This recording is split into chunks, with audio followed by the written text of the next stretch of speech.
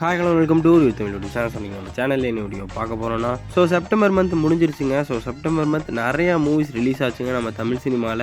அந்த மூவிஸில் எந்தெந்த மூவிஸ் நல்லா பெர்ஃபார்ம் பண்ணி ஹிட் ஆச்சு, அதுக்கப்புறம் எந்தெந்த மூவிஸ்லாம் ஃப்ளாப்னு சொல்லி இந்த லிஸ்ட்டில் நம்ம பார்க்க போகிறோம்.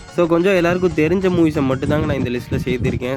நிறையா மூவிஸ் ரிலீஸ் ஆகிருக்கும். இதெல்லாம் தான் கொஞ்சம் ப்ராமினெண்ட்டான மூவிஸு. இப்போ இந்த லிஸ்ட்டை ஸ்டார்ட் பண்ணிடலாம். இந்த லிஸ்ட்டில் ஃபஸ்ட் இருக்கிற மூவியே செப்டம்பர் 5 ரிலீஸ் ஆன மதராசி மூவி தான். நம்ம எஸ்கேவோட ஆக்டிங்கில் நம்ம முருகனோலனோட டைரக்ஷனில் இந்த மூவி ரிலீஸ் ஆச்சுங்க. ஆக்சுவலி இந்த மூவி நல்லா இருந்துச்சுங்க. இந்த மூவிக்கு ரிவ்யூஸுமே ஓரளவுக்கு பாசிட்டிவாக தான் வந்துச்சு. அப்ராக்சிமேட்டாக ஒரு 100 கோடி கலெக்ட் பண்ணிச்சுங்க இந்த மூவி. இந்த மூவி ரொம்ப பெரிய ஹிட் இல்லைனாலும் கண்டிப்பாக இந்த மூவி ஒரு சக்ஸஸ் தான். பக்கா பிளாக் பஸ்டர்னு கண்டிப்பாக சொல்ல முடியாதுங்க. பட் இந்த மூவி ஒரு சக்ஸஸான ஹிட்டுன்னு தான் சொல்லணும். அதே செப்டம்பர் 5 பேட் கேர்ள் அப்படிங்கிற ஒரு மூவி ரிலீஸ் ஆச்சுங்க. நம்ம வெற்றிமாறனோட ப்ரொடக்ஷனில் இந்த மூவி வந்ததே நிறைய பேருக்கு தெரியாதுங்க. ஒரு மொரட்டு ஃப்ளாப்னு தான் சொல்லணும். இந்த மூவி மட்டும் இல்லாமல் செப்டம்பர் 5 காந்தி கண்ணாடி அப்படிங்கிற ஒரு மூவி ரிலீஸ் ஆச்சு நம்ம கேபிஓ பாலாவோட ஆக்டிங்கில். ஆக்சுவலி இந்த மூவி சர்ப்ரைசிங்காக ஓரளவுக்கு டீசெண்டாக பெர்ஃபார்ம் பண்ணிச்சுன்னு தாங்க சொல்லணும். இந்த மூவியோட பட்ஜெட் கிட்டத்தட்ட ஒரு 3.5 crores நினைக்கிறேங்க. இது அப்ராக்சிமேட் தான். 3.5 crores பட்ஜெட்டில் இந்த மூவி கிட்டத்தட்ட 5 கோடி அடிச்சிருச்சு.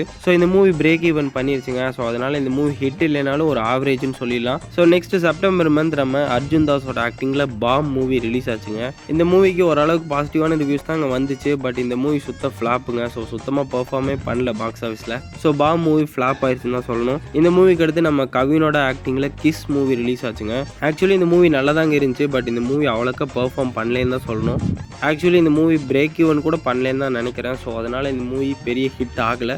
ஒரு ஆவரேஜான மூவின்னு தான் சொல்லணும். இது மட்டும் இல்லாமல் நம்ம ஜி பிரகாஷோட ஆக்டிங்கில் பிளாக் மெயில் அப்படிங்கிற ஒரு மூவி ரிலீஸ் ஆயிருந்துச்சுங்க. இந்த மூவி வந்ததே நிறைய பேருக்கு தெரியாது.